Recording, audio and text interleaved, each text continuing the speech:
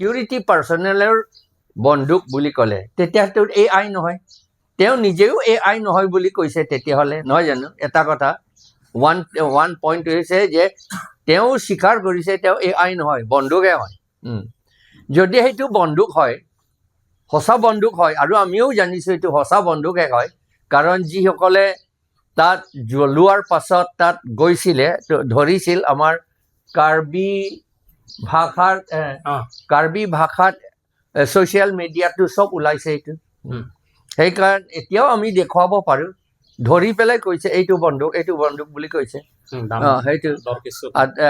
খুব দামী বন্দুক বুলি তেওঁলোকে কৈছিলে যদি এইটো পুলিচসকলৰ হয় পুলিচসকলে এতিয়াও কমপ্লেইন কৰা নাই কিয় পুলিচ এটা বন্দুক হেৰালে বা এটা গুলি হেৰালেও তেওঁলোকে হিচাপ দিব লাগে আৰু ৰাইজৰ মাজত কয় যে এইটো বন্দুক এনেকা কৰি কোনোবা টানি লৈছে গুলি টানি লৈছে চুৰ কৰিছে বুলি পেলাই তেওঁলোকে ৰিপৰ্ট দিয়ে পুলিচটো এতিয়ালৈকে ৰিপৰ্ট দিয়া নাই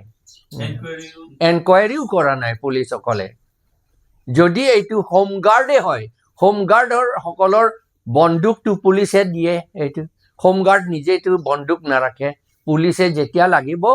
হোমগাৰ্ডসকলক কেতিয়াবা দিয়ে এইটো কেতিয়াবা এইটো সদায় নহয় তেতিয়াহ'লে এই বন্দুকবিলাক সদায় পুলিচৰ হাতত পুলিচ যদি পুলিচৰ হয় তেতিয়া পুলিচৰ হাতত সদায় থাকিব লাগে এইটো নিয়ম এইটো আইন আছে ঘৰৰ ভিতৰত ৰাখি পেলাই লোকৰ কোনোবা ঘৰত ৰাখি পেলাই গুচি যোৱাটো কেতিয়াও এইটো পুলিচে এলাউ নকৰে এইটো আমি জানো এইটো তেতিয়াহ'লে এইটো আমি জানো এইটোতো এনকুৱাৰীও কৰা নাই পুলিচেও ৰিপৰ্ট দিয়া নাই আমি সকলোৱে জানিব লাগিব যে সকলোৱে আমি জানিছোঁ যে এইটো পুলিচৰ বন্দুক নহয় এইটো তুলিৰাম ৰংহাং হে এই বন্দুকবিলাক কিনিছিল নহ'লে কালেকশ্যন কৰিছিল ইলেকশ্যন সময়ত ভোটাৰসকলক থ্ৰেটেন কৰিবলৈ ভয় দেখুৱাবলৈ তেওঁ এইবিলাক বন্দুক ৰাখিছে বুলি ঠিক নাই অকল তুলিৰাম ৰংহাং নহ'ব পাৰে অন্য পলিটিকেল লিডাৰ ঘৰতো এনেকুৱা বন্দুক থাকিব পাৰে সন্দেহ কৰিছোঁ আমি ৰাইজে সন্দেহ কৰিছোঁ মই অকলে নহয় সকলোৱে সন্দেহ কৰিছে এইটো আৰু আমাৰ ভয় আছে সঁচাকৈ আকৌ কৈছোঁ 2002 চনৰ পৰা 2014 চনলৈকে আমাৰ ট্ৰাইবেলসকলৰ মাজত বহুত সংঘৰ্ষ হৈ গ'ল আকৌ এইটো লগাব নেকি বুলি আমি ভয় কৰিবলগীয়া হৈছে সেইটোহে কথা তাৰমান আগতে আমাৰ অনাৰেবল চিফ মিনিষ্টাৰ আছাম এখেতে তুলিৰাম ৰংহাঙৰ ঘৰত যেতিয়া জুই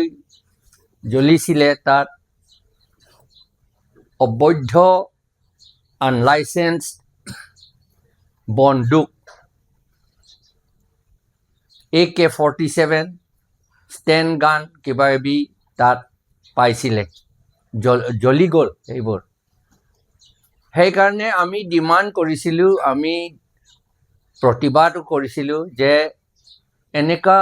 ধৰণৰ আনলাইচেন্স বন্দুক পাইছে তুলিৰাম ৰংহাং ঘৰত বা অন্য ঘৰত হ'লেও এনেকুৱা যদি পায় তেতিয়াহ'লে পুলিচে এনকুৱাৰী কৰিব লাগিছিল ইনভেষ্টিগেট কৰিব লাগিছিল আৰু তুলিৰাম ৰংহাঙৰ ঘৰতহে পাইছে যেতিয়া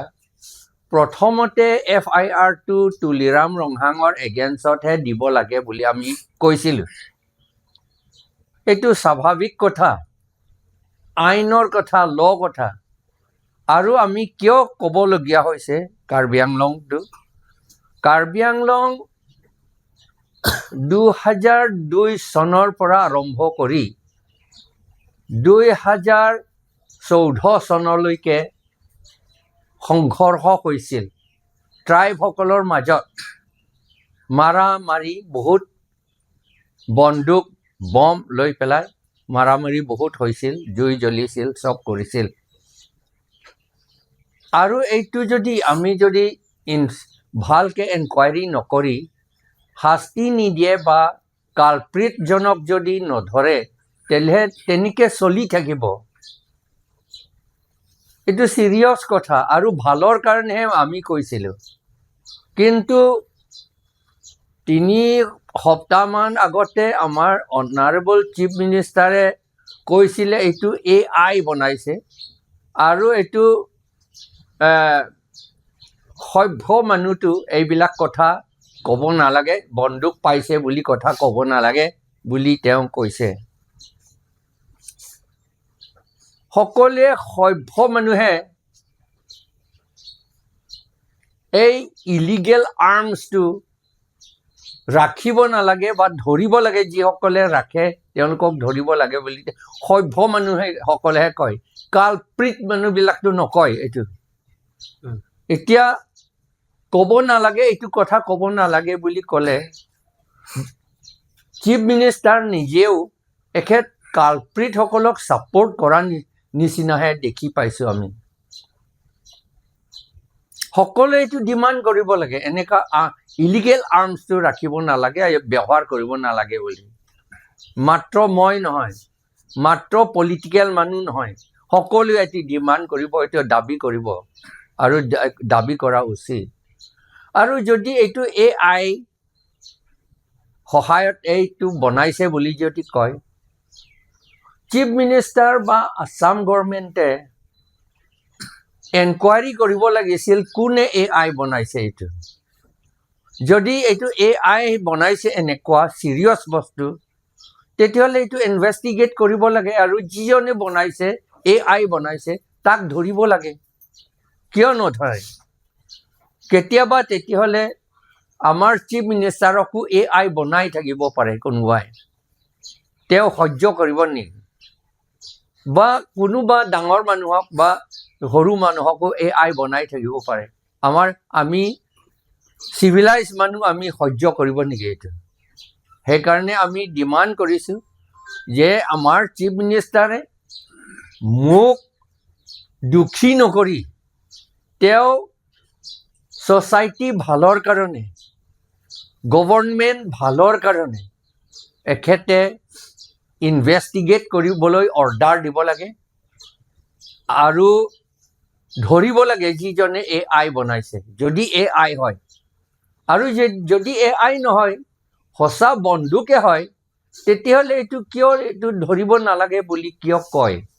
আকৌ তেওঁলোকে এই আসাম চৰকাৰে বা হিমন্ত শৰ্মা ডাঙৰীয়াই কি আমাৰ ট্ৰাইবেলসকলৰ মাজত সংঘৰ্ষ কৰি আকৌ মাৰামাৰি লগাব নেকি তেওঁ